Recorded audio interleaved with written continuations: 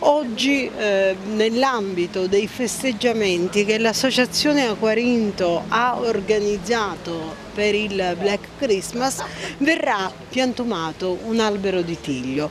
È stata scelta questa pianta per i suoi grandi significati che tra poco vi illustrerò, ma anche perché rappresenta la vita e un messaggio di passato e di ricordo e di futuro da trasmettere alle generazioni future sul ruolo di Agrigento e anche a memoria l'associazione Aquarinto che tanto si è impegnata sul fronte dell'accoglienza e sul fenomeno della immigrazione. Oggi siamo qui al di là dell'atto simbolico della piantumazione di quest'albero, come diceva chi mi ha preceduto, ricco di significati, vuole essere anche un momento, oltre che un momento di riflessione, la posa di una pietra. Ecco, quest'albero è una pietra su cui dobbiamo costruire il concetto dell'accoglienza in un momento in cui molte parti del nostro paese soffrono quella che impropriamente definiscono invasione incontrollata.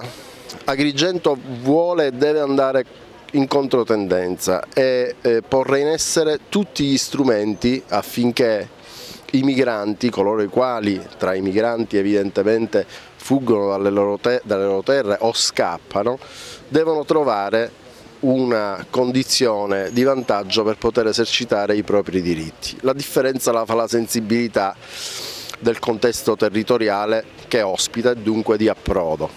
Maria Luisa Grisafi, Agrigento, città di accoglienza, oggi suggella con questo tiglio questa sua forte caratteristica.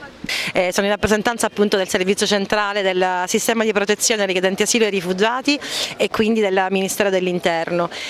Agrigento terra di accoglienza l'ha dimostrato veramente nel tempo, perché oggi abbiamo un sistema di protezione più strutturato. 20 anni fa non c'era, ma già Agrigento dava segnali di voler entrare in un circuito in cui appunto dare la dimostrazione del fatto che si deve accogliere, perché ricordiamoci che è assolutamente, come dire, anche un principio etico, un principio di solidarietà fra i popoli e i nostri progetti rispettano quello che è la possibilità di esercitare un diritto.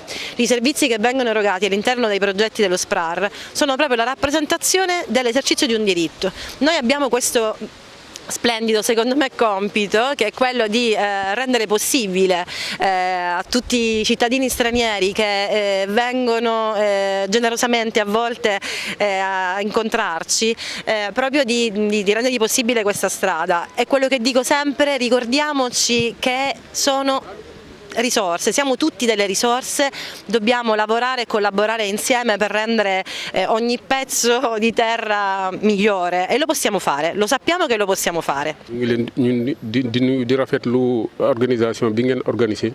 Siamo veramente contenti di aver organizzato questa manifestazione. Parce que lu baax la.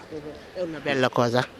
Ci léegi rek ñun dañ fee ñëw rek pour ci turu jullit yi, waaye di ñaan yàlla moom moo jaboote ñëpp, jullit ak yéefar ak ñëpp ak chrétien ñëpp, yàlla moo leen boole njaboote. Siamo qui, lui rappresenta la comunità musulmana come imam, però è anche qui per pregare per tutti, anche per i cristiani, perché musulmani e cristiani sono tutti figli di Dio.